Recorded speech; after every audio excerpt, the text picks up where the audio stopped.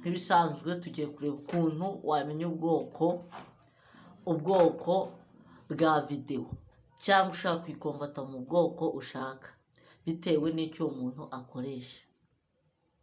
Mbere na mbere tugiye kubanza kureba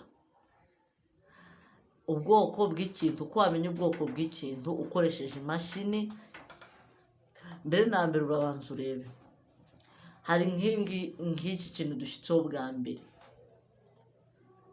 Ikintu dushyitseho bwa mbere uko kimeze ni uku nguku. Nk'iki kintu kiriho aka kantu k'ikona, bisobanuye yuko ari MP4. Tunarebye property yacyo bikwereka yuko ari MP4. Bityo rero tukagira n'ubundi bwoko, tugira ubwoko hafi bune dukoresha ku mashini. Haba ubundi bwoko bita MP3 aribwo bwa audio. Tukagira n'ubundi bwitwa MPG.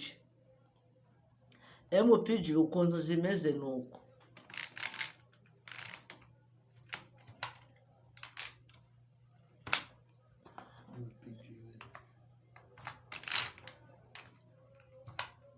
Ukuntu zimeze ni uku nguku. Ukuntu zimeze ni uku nguku, urazibona, urazireba ukazibona. Ni urugero, uramanuka, kaza njye nazishakinze mu mashini nko ku rwego rwo kugira ngo nzibereke. Urwego ni urugero nk'ino ndirimbo. Ino ndirimbo ukuntu imeze urayibona ubwayo. Wareba property yayo bihita bikwereka yuko ari MPG. Reba nk'iyi ndirimbo uhita ubona ko ari MPG.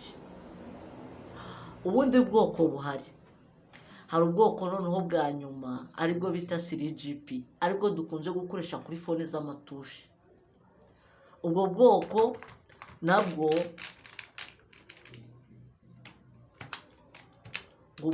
reka tubusacinge turebe. Ni urugero ni ubu ngubu. Akenshi bukunze kuza bumeze burya. Iyo urebye property zayo, reba nk'ahantu bihita bukwereka ko ari M3GP. Bityo rero ubu gutya ushaka gukomvata ikintu, tugira ikintu bise format factor ukoresha mu gihe uri gushaka gukomvata ikintu bitewe n'ubwoko ushaka.